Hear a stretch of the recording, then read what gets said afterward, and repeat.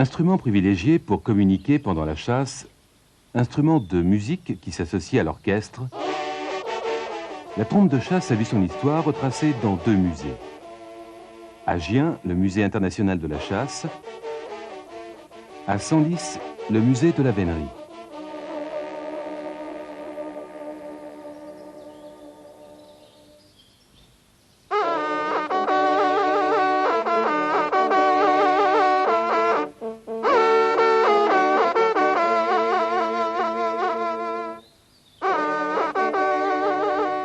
Deux types d'instruments furent utilisés à la chasse, ceux de la famille des cors et ceux de la famille des cuivres. Cornes de buffle, de bœuf ou de bélier, puis de bois, d'argent ou d'or, le cor prit le nom d'olifant quand il fut d'ivoire. Cornet, cornu pour les Romains, Huchet sous Charles IX, l'histoire des plus proches ancêtres de la trompe au Moyen-Âge nous est rapportée dans le livre de chasse de Gaston Phébus, le plus ancien traité de vénerie écrit en français à la fin du XIVe siècle. Gaston Phébus enseigne à ses serviteurs l'art de tenir et utiliser le huchet à note unique dont les messages ou cornures ponctuent le déroulement de la chasse. Comment on doit aller en quête entre les champs et la forêt? Comment on doit aller laisser court pour le cerf? Le valet corne et hue de manière à découpler les chiens.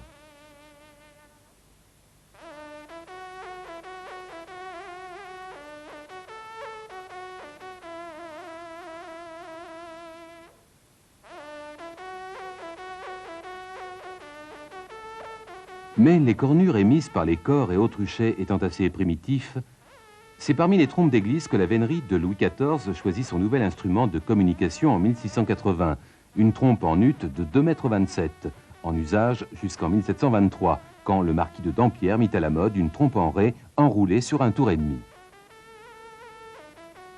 La Dauphine, enroulée sur 2 tours et demi, remplaçant la trompe à la Dampierre en 1729, sera nommée ainsi en raison de la naissance du Dauphin, fils de Louis XV.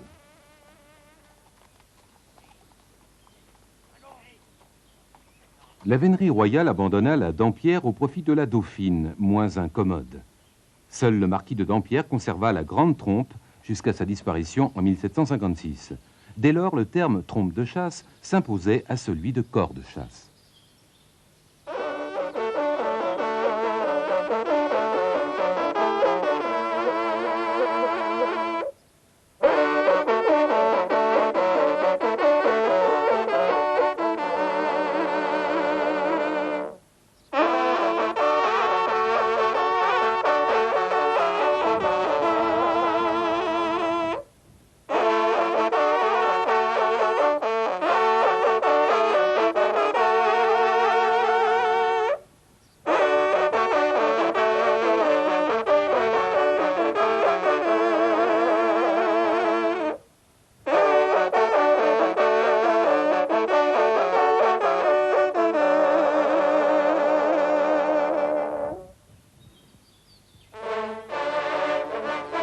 C'est Louis XIV qui le premier imposa les tenues de vénerie.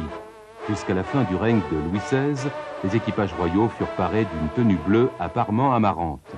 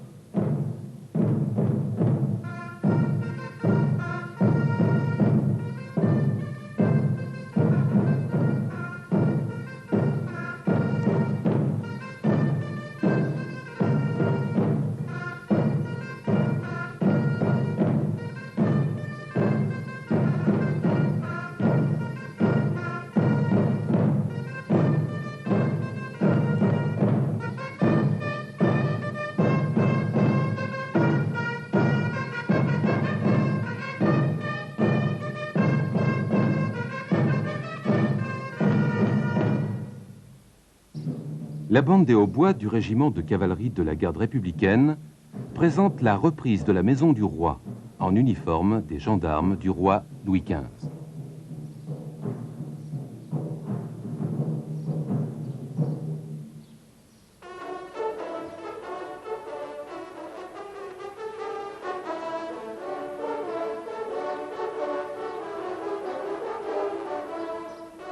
Les trompes en tenue de valet de chien du roi donnent une aubade perpétuant le souvenir de fêtes qui ont pour origine les divertissements qui suivaient les chasses organisées par François Ier.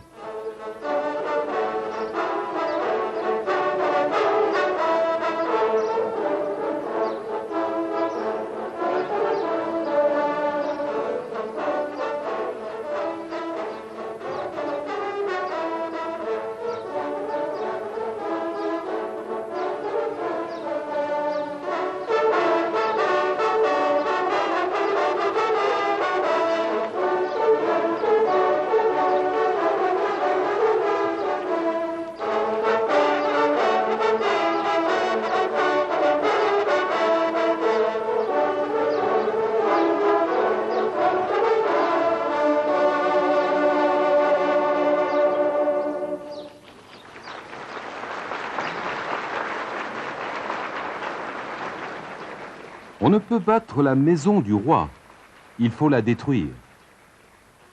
C'est le cri que lançait le duc de Marlborough devant la résistance des escadrons de la maison du roi.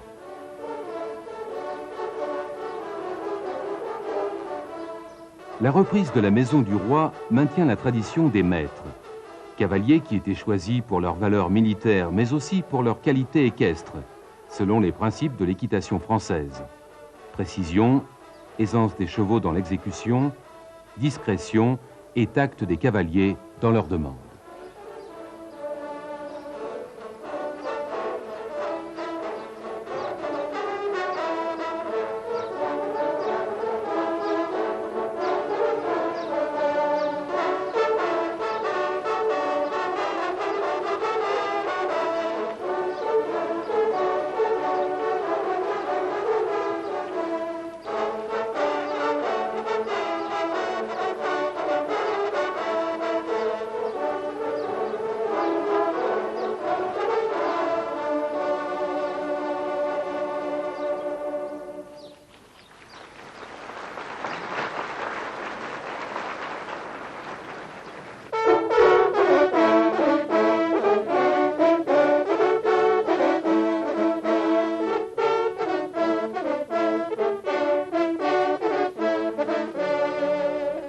Dans ce XVIIIe siècle, à une époque où le rayonnement de Versailles s'étendait encore à toute l'Europe, les compositions étaient dues pour la plupart à Philidor l'Aîné, Lully ou au marquis de Dampierre.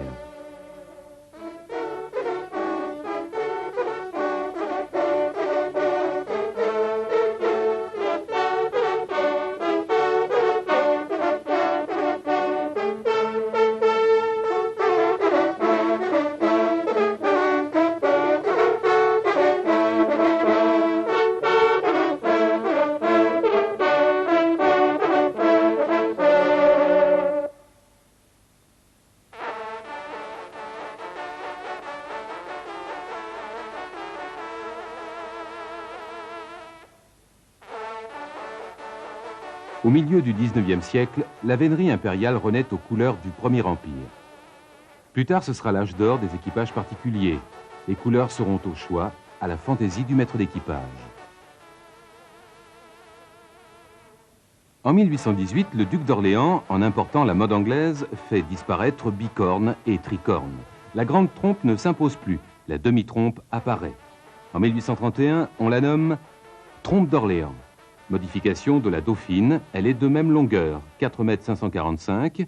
Enroulée à 3 tours et demi, c'est la trompe modèle Périnée qu'emploient toujours les sonneurs de nos jours.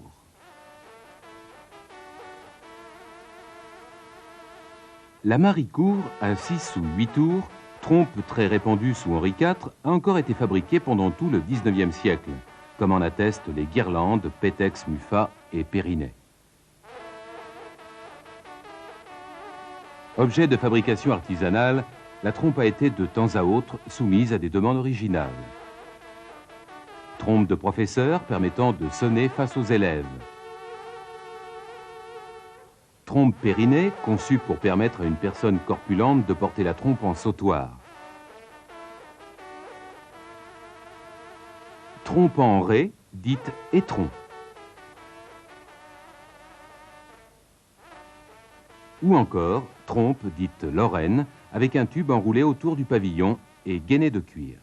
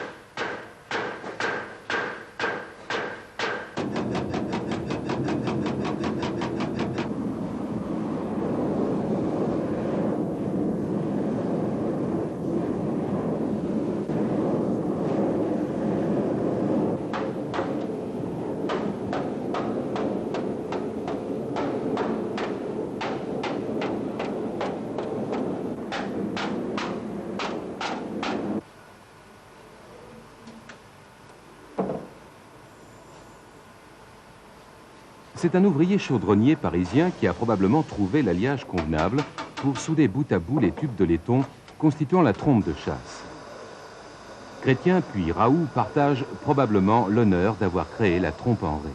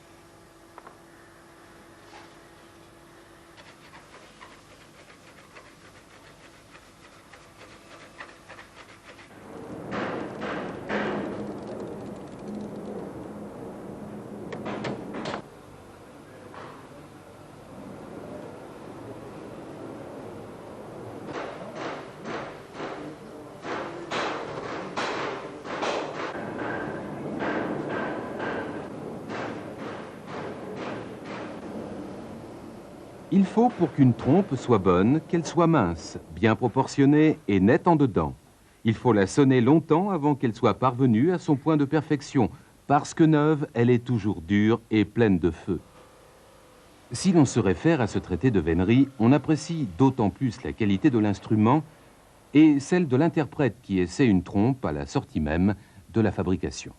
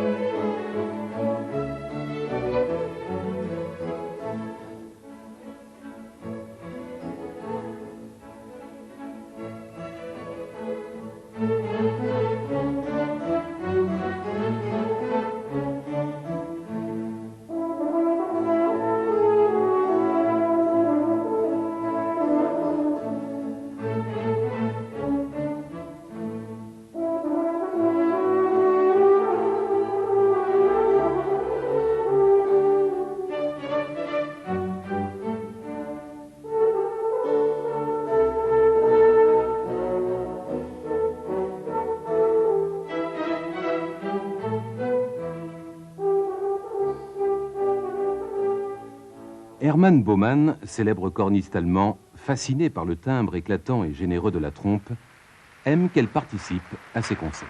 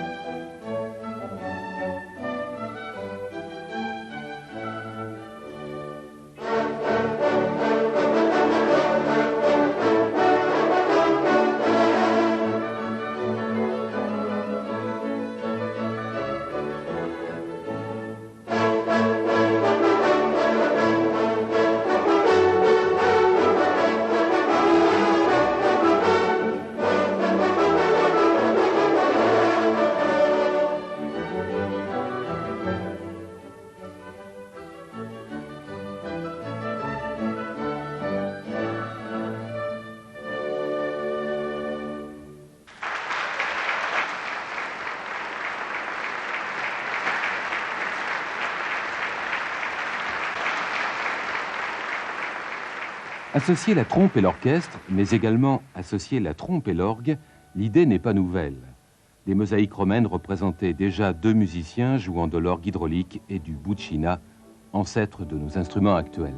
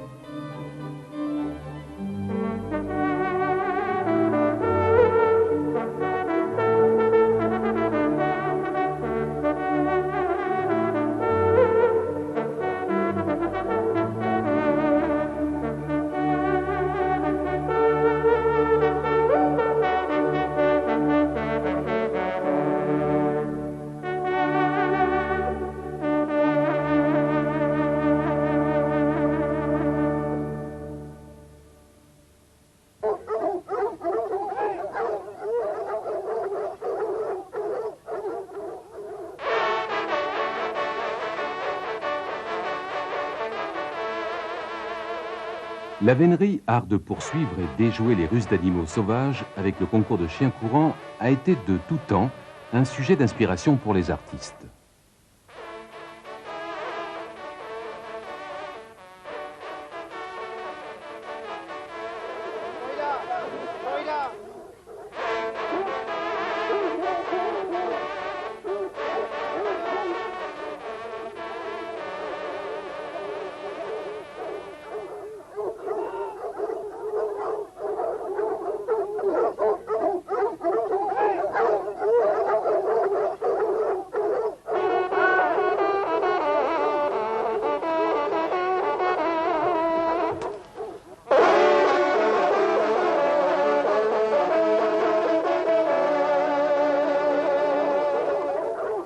La vénerie et la trompe de chasse sont indissociables.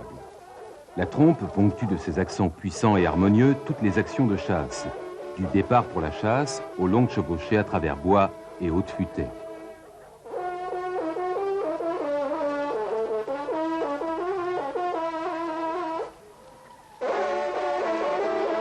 Les chiens aiment et connaissent le son de la trompe.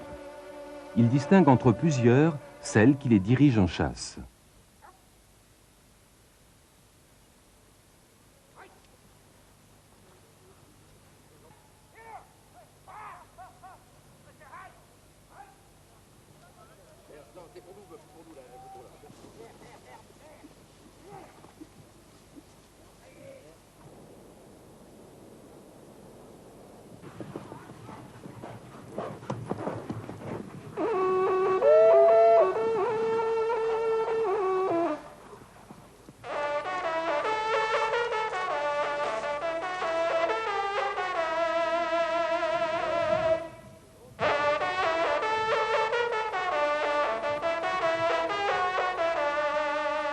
À l'image du rallye Saint-Onget, dans la forêt de la Coubre, en bordure de l'océan, tous les équipages perpétuent la tradition de la vénerie.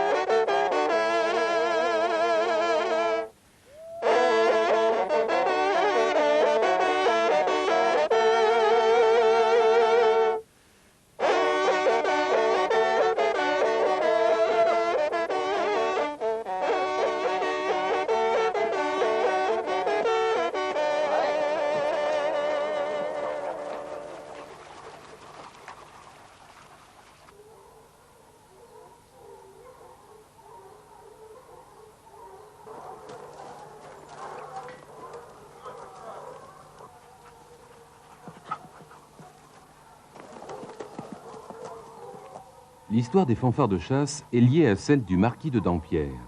Son art était un art de veneur. Il sut trouver un accord parfait de la musique avec les exigences pratiques de la chasse.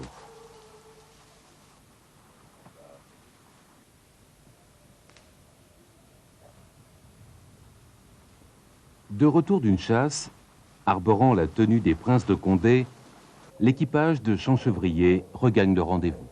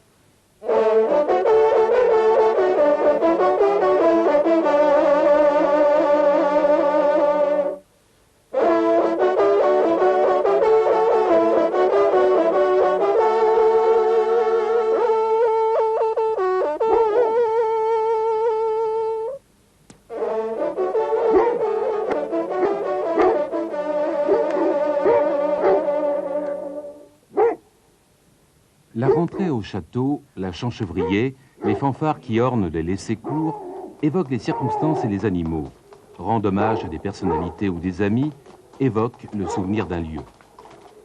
C'est encore dans l'éclat des fanfares que les chiens rentrent au chenil et que les hommes se séparent.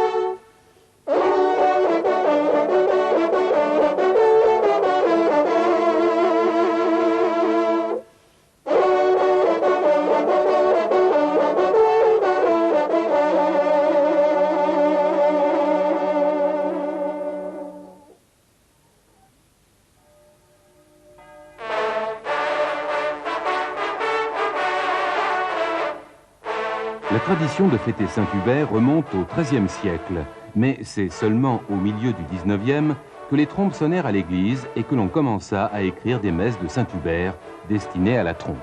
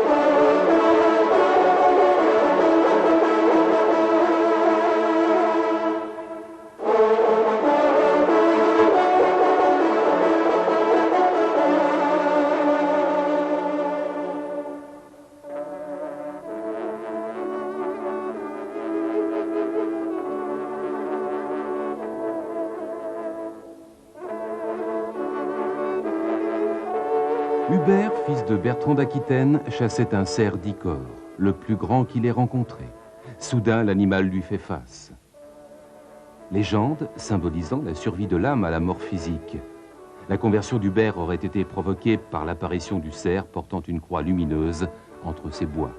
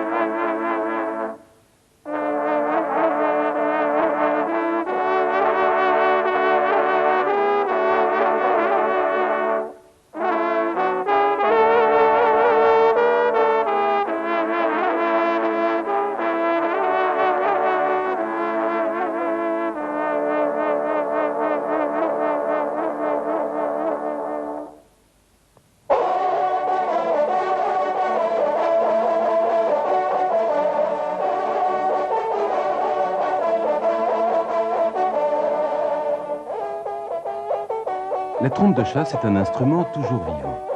De nombreux rassemblements ont lieu régulièrement où sonneurs de tout niveau aiment à se rencontrer.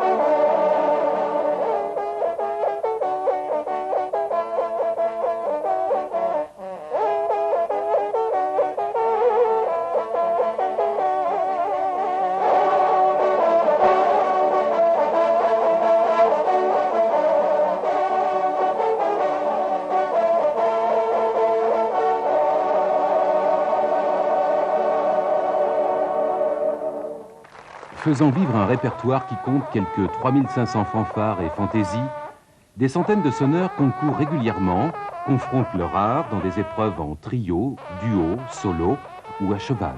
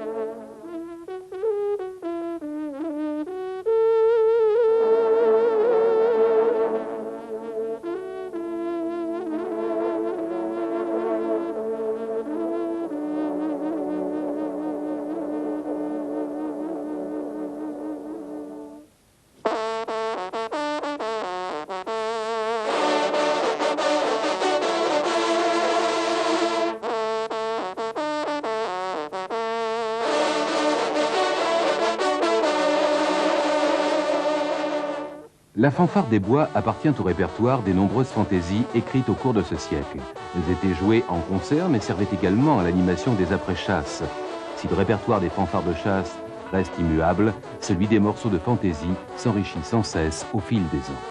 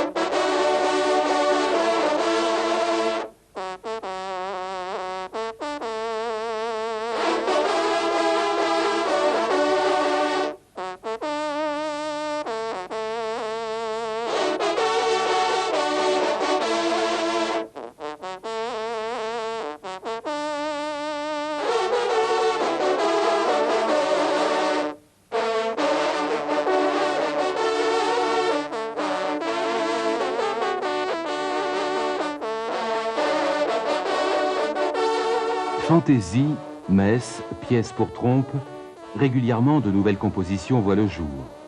La trompe continue d'enrichir notre patrimoine de ses accents harmonieux et éclatants. De chapelle en abbaye, de château en haute futée, de concours en concert, longtemps encore, les trompes sonneront leurs plus beaux accords.